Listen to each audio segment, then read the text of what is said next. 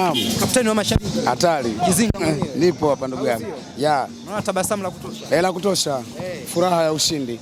Ya. Kama kinyonge hivi mzee. Hapana, hakuna unyonge kwenye ushindi. Ushindi ni ushindi tu. Hamna, kwa ninavyokufahamu wewe ulitegemea labda za kwa 5 hivi kuendelea. Hapana. Ushindi niliopata mimi nashukuru, nimeupokea. Ni ushindi mzuri. Goli 2.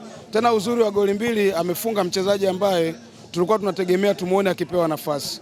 Nilitamani sana kuja kumuona Buba, lakini nimeona kiwango chake kizuri, amecheza vizuri, ameweza kufunga. Ndo ushindi, utamu wa hizo goli 2 umekuja hapo. Hiyo unyonge najua unatokea wapi? Kwa nini? Tani ameshinda 3 jana afu nyewe mmeshindwa kumfikia. Wewe nikwambia kitu ndugu yangu, kuna utofauti. Unacheza na watoto wa mjini. Hawa tuliocheza nao sisi ni watoto wa mjini. Kariakoo. Yaani unacheza na watoto wa mjini muda wote mko nao hapa. Sawa. Wewe umecheza na wachezaji ambao wametoka shamba. Yaani kocha anakuambia kabisa mchezaji kaacha jembe shamba amekuja kucheza na wewe. Dakika 40 nisikilize. Mchezaji ambaye ameliacha jembe shambani anakuja kucheza na wewe. Alafu ana hofu na wewe.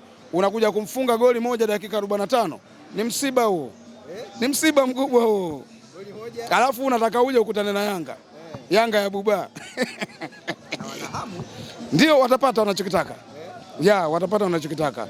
Yanga hii tena kwanza mimi nimefurahi. Tunawapeleka sehemu ambapo ni gereza. Na wao waende wakahukumiwe. Kwa nini wengine wanaingia kwenye gereza lile wao wamebaki? Na wakati wao ndio wafungwa sugu.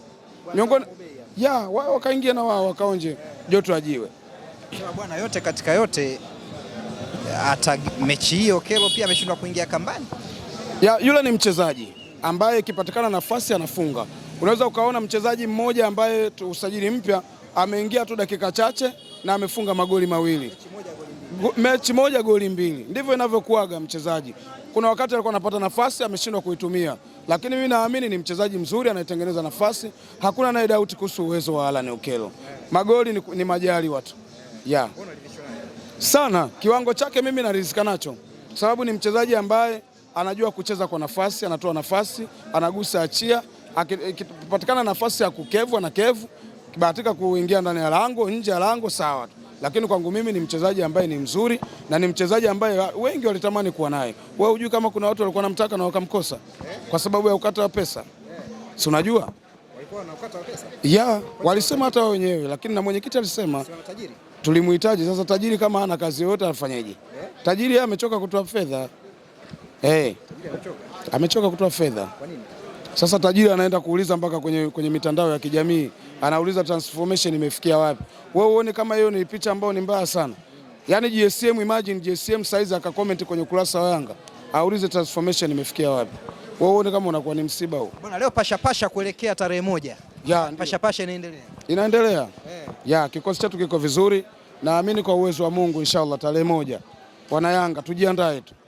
Na tumeshasema sisi kama mashabiki wa Yanga tunaitumia tarehe 1 kama sehemu ya kwenda kumpa zawadi mtoto wetu Suda Yanga, kipenzi cha mashabiki.